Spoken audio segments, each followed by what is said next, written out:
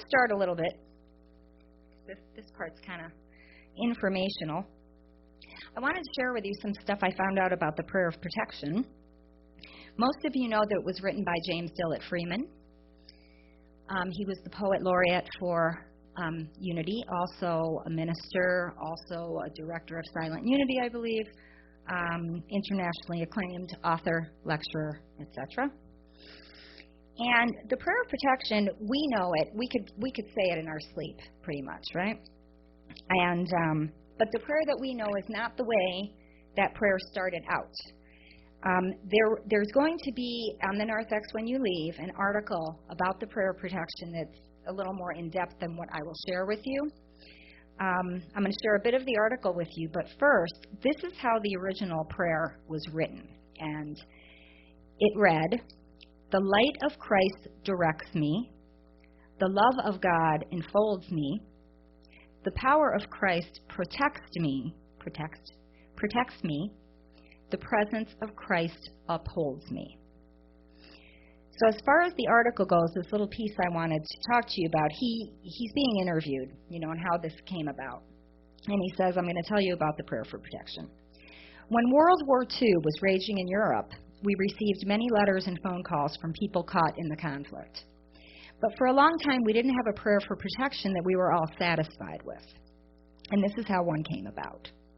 Written for a Christmas service during wartime, I'm going to repeat it, the light of Christ directs me, the love of Christ enfolds me, the power of Christ protects me, and the presence of Christ upholds me. I had written it just for Silent Unity, but now it came rolling up to the front of my mind, and it demanded that I pay attention to it. It enticed me to see what I could make of it. So first, I took the rhymes out of it.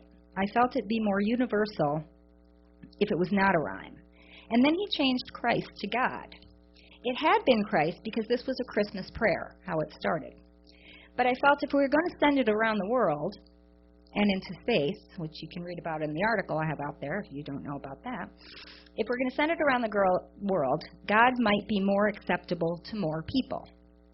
So the little prayer of protection, that we have and used ever since, written and revised in 1943.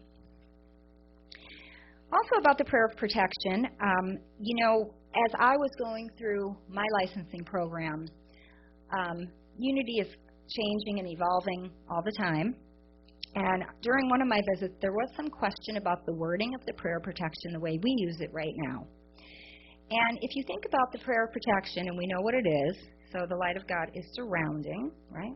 Love of God's enfolding, power of God's protecting, and the presence is watching over. It had been suggested that that wording would suggest that the God we're talking about is somewhere outside of ourselves. But what I say to that is, if we know that God, omnipresent, everywhere equally present, that it's important to remember that, yes, the Spirit of God originates within you. But that Spirit of God, as you live, breathe, move, it's coming forth from you, from everyone else, and it's also just there. So yes, God, we want to focus on God and the Christ within ourselves as being in ourselves. But at the same time, it is also true that God is around us. Okay? If God's here and everywhere is everywhere.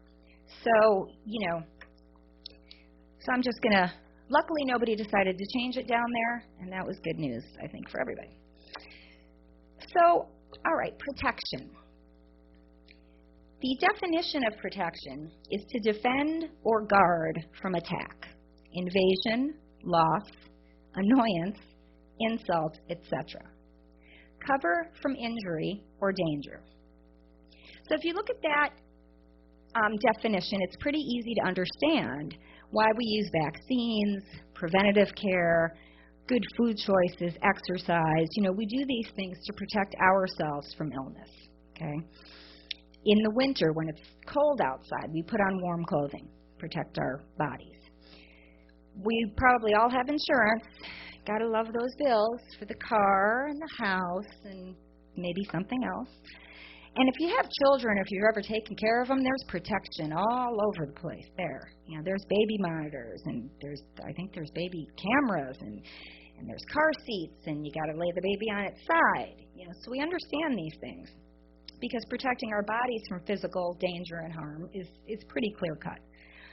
But spiritual protection, you know, what's that all about? What are we protecting ourselves from? What is God protecting us from? When we're in a consciousness of spiritual protection, we're at peace. We don't allow negativity or anything that does not serve our highest good to interfere with that peace. But out in the world, it can be kind of hard to stay in that level of consciousness. And things outside of ourselves can and do sometimes interfere with our peace if we let it. So we need to find forms of prayer to reconnect ourselves with the Christ within. When we feel that the world is kind of coming in there and we kind of don't really feel as safe as we did, very easy to get back to that place with our prayers. I mean, basically what we know is there's a lot of negative energy that's swirling around us in the universe. And as with everything else, we either choose to be under the blanket of God's protection or we don't. It's always been a choice for us. And so when we choose to be blanketed there, then we need to activate this presence, this consciousness of protection. We need to activate that in our prayer time, in our meditation time. You know, it's been said that negativity in any form can be damaging to the human energy field. Fear, anger, depression, negative people or places, arguments, and more actually create some negative energy that can cling to you. It can cling to your home. It builds up over time and can cause a lot of problems. Now, I'm sure you've all experienced these times of stress and fear that come about when we let that negative energy kind of in, you know, before we can stop it. And when we're in that ego-based consciousness that does not only sometimes ruin our mood or even our day, but it can ruin our lives if we let it go unchecked. This is why it's important that we find our own personal technique, okay, to get back to our place of security, to reconnect with that sense of inner peace and protection. And we do that when B used to talk about staying prayed up. If we want to stay prayed up, you know, we need to have something like a go-to for when there are times that we're feeling less than godlike. And of course, the prayer protection is a big one. You know, you can say that to yourself anytime, anywhere. I shared with you the one psalm. I'm actually going to share another one with you at the end. But again, it's important to have resources at your disposal that you are actually going to use. It's not enough to just know them. Got to be able to use it. So, where was I? So, set prayers are a technique we can use. A lot of people also will use visualization techniques. Okay, and this is a very good way because, you know, some people respond to things they hear. Many people respond visually very well. And I remember that Donna taught me, a long time ago, about this protective bubble. I don't know if she's shared that with anybody else. Probably, I don't know. But anyway, she talked to me about when I was feeling scared, I was feeling something, to surround myself in this bubble of good, which to me was like a kind of a yellow light to me that was all around me. And basically what I would visualize is that in this bubble I'm in, only good is going to come out, only good is going to come in, period. And you make that decision, you visualize it, you hang on to it, and you make that manifest for you. Again, about visualization. You know, visualization draws on your spiritual faculty of imagination. And, you know, sometimes we go through these spiritual faculties, and some people use them very regularly, know a lot about them. Some don't. And so I always like to kind of let you know, in this case in particular, imagination is your big, really it's kind of your big thing here. You know, if you want to see wellness, if you want to see peace, if you want to try to diffuse a little bit of the loudness that's going on out here, you know, you kind of need to use your imagination and your powers of being able to visualize what you really do want to see. So the goal in any of this, you know, I've always told you there's no right way to pray, there's no wrong way to pray. Visualization is something that's very unique to the individual. You may have other practices that you use. People use yoga, etc.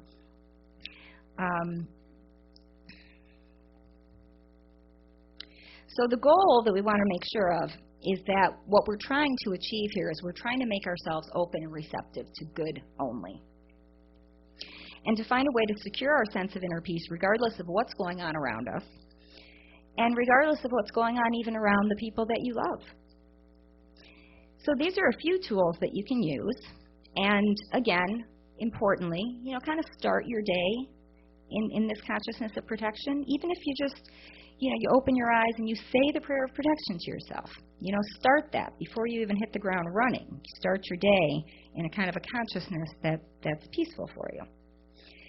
And any time that you feel yourself maybe slipping from that center of peace, or you get kind of an unwelcome nudge from the ego, because as I've said also many times, the ego is not necessarily our enemy, can be. So if it's this uncomfortable nudge from our ego, we want to get back to our center. Because really, to live a really full and joyous life, we have to make that decision. That what we want to see, what we want to experience, what we want to show is good. Good only. And health and joy and wholeness and all of these gifts that God has given us. So, the problems of the world. We can't escape the problems of the world. This is another thing we talk about a lot. We can't turn off negative thinking, and we can't stop the other guy from maybe doing something that may not be in our best interest. But what we can do always is, how am I going to react to that? If somebody gets to me, if I find myself, somebody just really got under my skin, so what do? We pray. And we protect ourselves again, because what's happening when that another person's negativity is kind of coming in on you, it wouldn't be coming in on you if you were well protected, okay? Because you'd be in a consciousness where I'm not going to allow that into my inner peace. I have a kind of a part 2 going on right now, and the part 2 is, and also why I wanted to do the service the way I did, is because, you know, we know a lot about how to pray, don't we? Okay, we should. And but when we pray for others, there's some really important things that I think that are worth mentioning, because, well, let me continue instead of because. Why should we prayerfully protect ourselves first when we're praying with other people? Why? You know, the reason I read you that 91st Psalm was because I wanted to make sure, you know, I knew that we are all taking names for prayer. We are making, the ones that are participating have made a commitment to that person, to pray with that person for the month. And I wanted to make sure that before you made that commitment, that I'm hoping that psalm kind of puts you in a place of peace and calm and relaxation, so that you're able now to look at that little prayer slip and you know know that you can stand with that person in prayer. You don't necessarily have to know every issue or jump into the problem with them. I'll talk a little bit more about that later. So what happens is when we join others for prayer of any kind, it's always going to be possible that our human emotion is going to interfere with our ability to see the truth in ourselves or even in somebody else. And, you know, when somebody asks us to stand with them in prayer, they're not trying to stress us out. They're asking us to join with them in seeing their wholeness in whatever the situation may be. And I say whatever. There's nothing too big. There is nothing too small. If it's important to you, and whatever your situation is it's important to you, it's bothering you, it's interfering with your peace, then it's important. It's something to pray about. And the thing is, it's part of our human nature to kind of get emotionally involved. So this business of putting a prayer of protection around ourselves before we pray for other people, it kind of it guards us from getting caught in the fear, the confusion, or whatever may exist in the person that's going through a rough time. If we know the person well, it can be difficult, to not get emotionally involved. So staying prayed up is another way to have your protection from that. So that's why, and I mentioned this earlier, we don't need a lot of details when somebody asks us to stand in prayer with them. Because if we have too many details, again, human nature comes in, and it's very possible that we start focusing on the problem instead of focusing on the wholeness and the truth that we told that person we'd stand with them in. Does that make sense? Because, when you're doing that, when you start to really focus in on the person's specific problem, you have to understand you're doing a disservice to that person, okay? Because what we focus on, and we know this, what focus on grows. What we think on grows. We know this to be the truth. And so it's super important. Say I ask Charlie to pray for me because I just broke my finger. And he's not going to sit there and think about Danielle's finger. He's going to sit there and think about Danielle's perfect whole hand. That's the way it should work. So, okay. Now, when we pray for others, I wanted to just mention a couple of words, sympathize and empathize. And I'm sure that you all have a working knowledge of those things. But I just want to mention it because, a lot of times we're talking to somebody or they share with us maybe a difficult situation, and we want to sympathize with them, right? Because to us it's like if we're sympathizing, we care, and there's a certain feeling about being sympathetic. But in reality, in sympathizing, by definition, because I looked it up, what we're actually doing is we are sharing the feelings of that person. And if you're going to start sharing the emotion with the person you're praying with, then you're emotionally involved again. Okay? So instead, we want to empathize with who we pray for. Because with empathy, we can intellectually understand and identify with the feelings that somebody may be talking about, but we don't get emotionally involved. And that is not being cold-hearted. You need to understand that. What it is, if we're all caught up in somebody's human emotion, we can't get spiritually involved. Okay, we know this. We always have to make a choice. Where am I? Am I ego? Am I spirit? Where am I operating from? So if you're caught up, like I said, in somebody's human emotion, you can't get spiritually involved because you're already a little bit too humanly involved, if that makes sense. And so what we want to stay focused on is our ability to get spiritually involved with the person we're praying with, okay? So, don't feel badly. As I said, it's not being cold to not be sympathetic, okay? It's really by our empathy, that is really how we can get some change and help that person with whatever their challenge is. We protect our spirit within when we show ourselves compassion.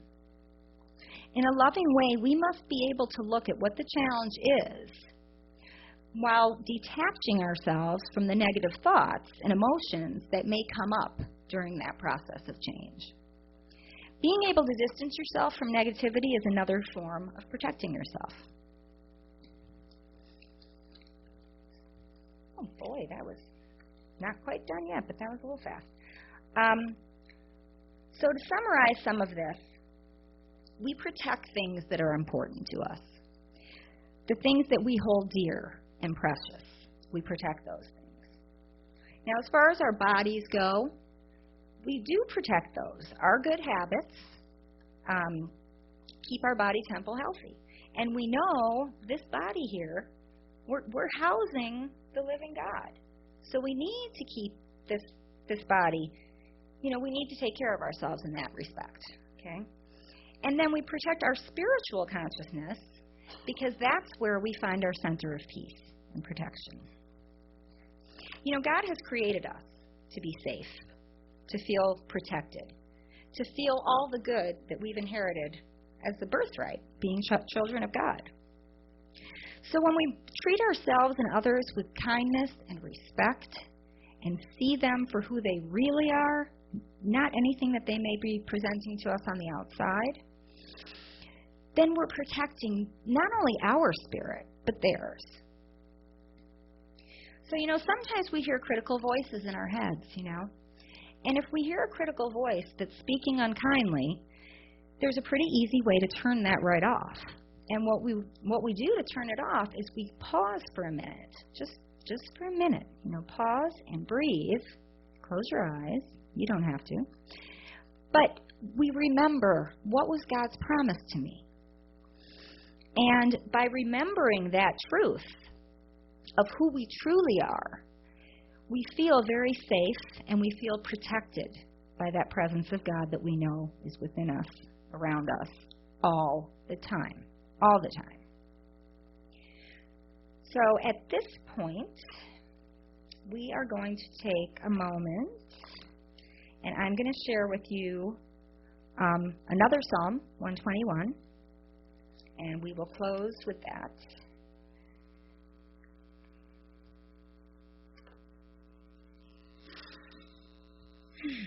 So again, I invite you to, at this time, just close your eyes. Feel the seat you're sitting in supporting your body.